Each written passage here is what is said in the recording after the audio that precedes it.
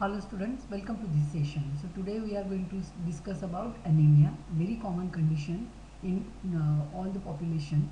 So we will see what is the definition, different types and then clinical features and which investigations are required for the diagnosis of the anemia.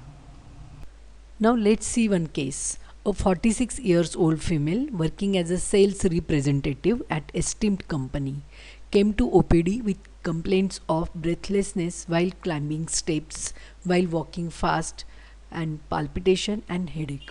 She also gave history of irregular menstrual cycles with increased bleeding and for longer duration. No history of any addictions. On examination, thin build, afebrile, pulse 88 beats per minute, respiratory rate 18 per minute, blood pressure 110 by 70 millimeter of mercury. Pallor noted +3 grade on palpebral conjunctiva, tongue and nails. Cardiovascular system, respiratory system and per abdomen within normal limits. So looking at the history and examination findings, investigations advised CBC, complete blood cell count, ESR, PBS to know the morphology of the RBCs and other findings. Urine routine, stool routine, iron profile, vitamin B12 study and serum folic acid. The findings of the investigations: CBC hemoglobin 7.8 gram %, that means it is decreased. MCV, MCH and MCHC all are decreased, and RDW red cell diameter width increased. ESR 45 millimeter, that means it is increased, and in peripheral blood smear RBC morphology, microcytosis, hypochromia, anisocytosis, that means variation in size of the RBCs, then poikilocytosis, variation in shape of the RBCs. So RBCs, few are like pencil shape, teardrop shape, elongated, oval. Then in urine routine, it is within normal limits, and stool routine, no parasites seen. So based on these routine findings, what is your diagnosis? So it is anemia. Now patient is having anemia, but which type of anemia? Because according to that we have to give treatment to the patient. So special investigations are done like iron profile. So in that serum iron was decreased, total iron binding capacity increased and percentage saturation decreased. Vitamin B12 and folic acid normal. So now our diagnosis is iron deficiency anemia, and now we can treat patient according to the iron deficiency anemia. Now let's study some basics of the anemia. So definition: when the hemoglobin value is low as the extreme normal range of the age and sex of individual, it is called anemia. So clinically patient presents with fatigue, weakness, tiredness, effort intolerance, effort breathlessness, that is dyspnea, faintness, sometimes patient falls, bleeding conditions, headache, palpitation, poor concentration in study or work. So now how to classify anemia? So there are two types of classifications: morphological classification and etiological classification. So first we will see etiological classification, that is based on the reasons. So first reason, it can be blood loss. So it can be acute or chronic. So if acute blood loss, it can be seen in accident when the blood loss is there, or injury, operation. Then chronic blood loss, so it can be seen in hookworm infection, menstrual bleeding excessively, then bleeding from gums, nose, piles, fissure. So they are in small quantity, but because of the chronic loss you can see anemia, that is decreased hemoglobin concentration. Second reason can be impaired red cell production. So because of the deficiency of the things which are required for formation of hemoglobin, like iron, vitamin B12, folic acid, proteins, so because of deficiency of this, the red cell production is less and then hemoglobin value is less. Then third reason can be the excessive red cell destruction or lysis, that is seen in hemolytic anemia. And the hemolytic anemia, the red cell destruction can be intracorpuscular or extracorpuscular. So that we will see in detail when we will see hemolytic anemia. The second type of classification is morphological classification. So it is based on findings of MCV, MCH, MCHC and RBC morphology in peripheral blood smear. So first type is normocytic normochromic anemia. So in that MCV, MCH, MCHC all are normal. Then second type is microcytic hypochromic anemia. So in that MCV, MCH, MCHC all are decreased, and in PBS we can see smaller size of the RBCs, that is microcytosis, and less concentration of hemoglobin, that means less quantity of red cells, that is redness to the red cells, so it is called hypochromia. And the causes for this condition can be iron deficiency anemia, sickle cell anemia, thalassemia. The third type is macrocytic anemia, when the MCV is more than 96 femtometer and the RBC morphology, they are increase in size in the peripheral blood smear. And the conditions are megaloblastic anemia, pernicious anemia, hemolytic anemia also one condition. So investigations done are two types: routine investigations to know whether anemia is there or not there, and specialized investigations to know which type of anemia.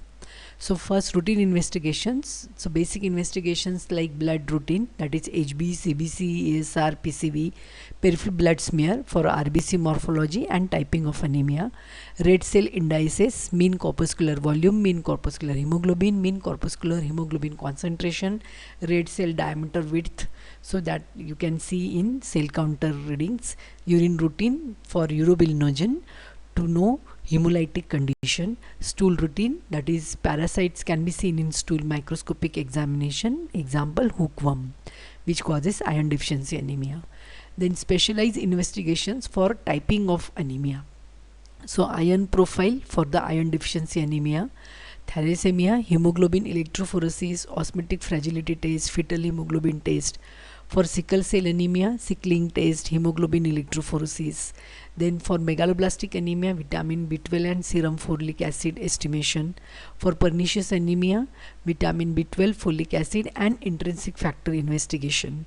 Hemolytic anemia, retic count in peripheral blood smear, normoblast can be seen, and osmotic fragility test. Aplastic anemia, bone marrow examination to rule out aplasia, that is pancytopenia. So these are all specialized investigations for typing of anemia, so that we can give specific treatment to the patient.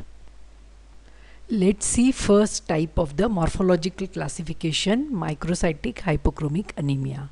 So it is decrease RBC size, decrease MCV less than 80 femtometer in size, then decrease MCV, decrease hemoglobin, decrease MCH and MCHC, that is hypochromia, and increase pallor of the RBCs in peripheral blood smear is called as microcytic hypochromic anemia. So RBC size is decreased and hemoglobin is decreased. The causes for this is very common cause is iron deficiency anemia. Then can be genetic defect seen in few children, that is thalassemia, and sometimes anemia of chronic disease like tuberculosis, rheumatoid arthritis. Then in blood picture we can see decrease hemoglobin, decrease or RBC indices like MCV, MCH, MCSC, and in PBS we can see microcytosis and hypochromia. Special investigations done for confirmation. So for iron deficiency anemia we can do iron study, in that serum iron, serum ferritin, percentage saturation and TIBC can be done. And thalassemia we can do osmotic fragility, fetal hemoglobin and confirmatory test, that is hemoglobin electrophoresis. Iron deficiency anemia, the most common type of anemia, it occurs at all ages, especially in females and children. Iron deficiency anemia develop when supply of iron is not sufficient for hemoglobin synthesis, because for hemoglobin iron is required. So causes can be in females, the monthly regular blood loss, that is menstruation, pregnancy, and decreased iron intake in diet, because previously females used to eat after everyone is eaten, so they used to get decreased diet. And in children, decreased iron intake, because children are little very choosy, and blood loss can be there because of the parasites like hookworm. Routine investigations like CBC, ESR, PCV, peripheral blood smear can be done, and then special investigations like iron studies for confirmation of iron deficiency anemia, that is serum iron, which is decreased in IDA, then ferritin decreased, TIBC, total iron binding capacity increase in iron deficiency anemia, and percentage saturation is decreased. Peripheral blood smear examination can be done for iron deficiency anemia. So in that we can see blood picture like microcytosis, RBC size decreased, hypochromia, that is pallor of the RBC increased, anisocytosis, that is different size of RBC, few RBCs are smaller in size, middle size, bigger in size. Then poikilocytosis, different shapes of RBCs you can see in this diagram. Few RBCs are elliptical, teardrop, pencil shape. Then occasional normoblast, occasional target cell can be seen, and retic count is slightly raised. So this is blood picture for iron deficiency anemia. Prevention is always better than the treatment. So we can prevent anemia, and the iron deficiency anemia is very common in Indian setup, so we can prevent that by taking diet iron rich food, that is jaggery, green leafy vegetables, dates. Then treatment of acute and chronic blood loss should be done, early medical checkup by doctors, then investigations for diagnosis and typing of anemia should be done, early treatment for prevention of complications of the anemia should be there.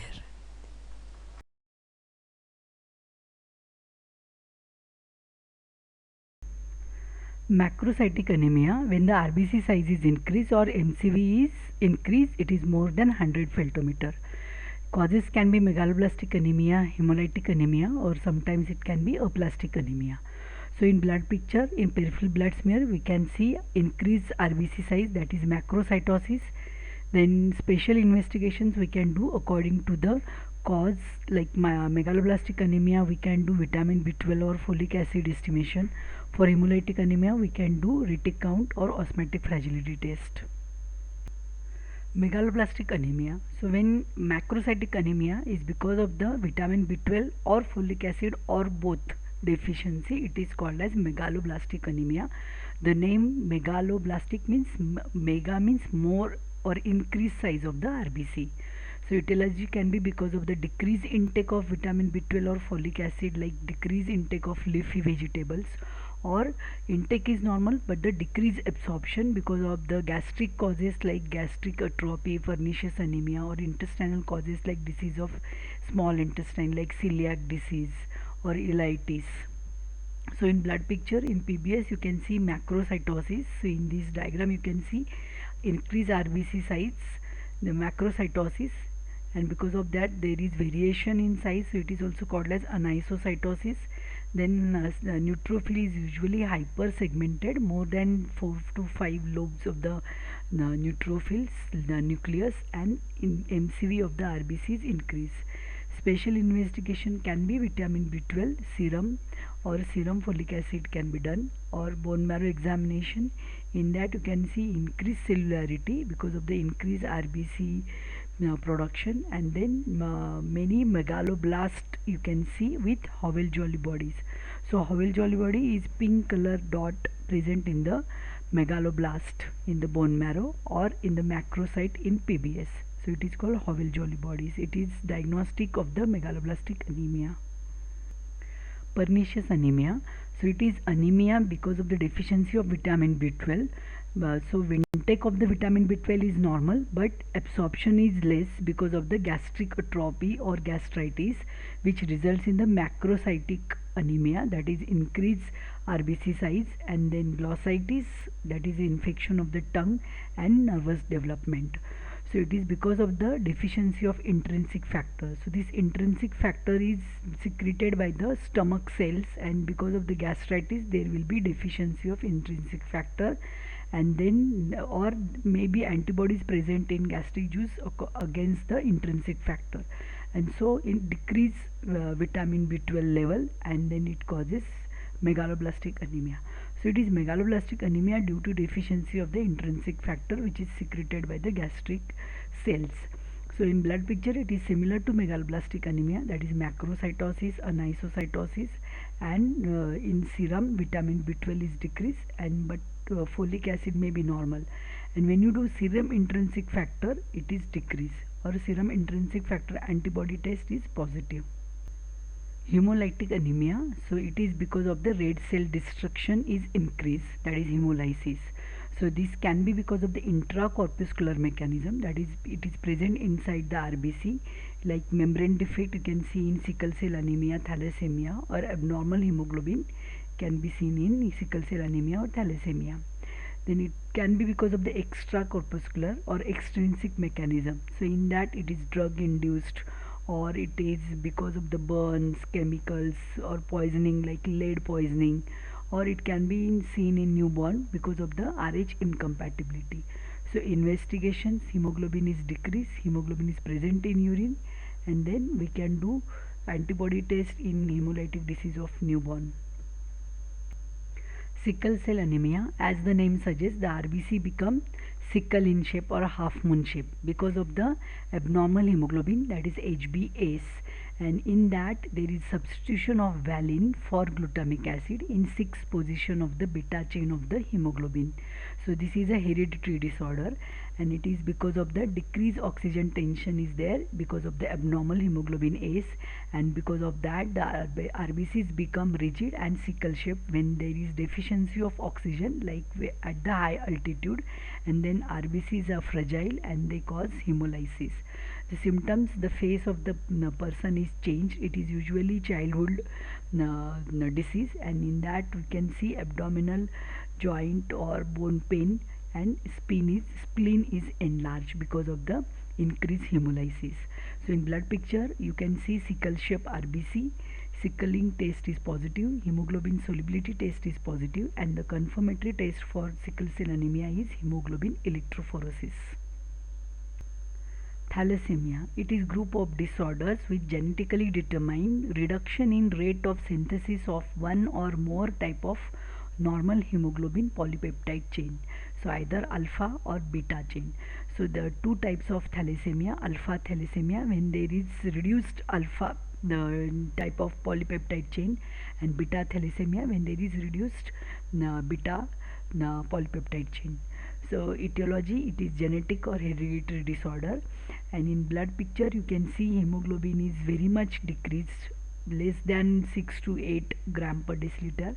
Then there is microcytosis, that is RBC size is decreased, hypochromia, RBCs are pale, that is hemoglobin concentration is decreased in RBC, and because of the size variation you can see anisocytosis, shape variation you can see poikilocytosis, and there is typically increased target cells. So target cells, they have double red color, so one in the center and one at the periphery, and sometimes basophilic stifling, that is purple color granules can be seen inside the RBCs.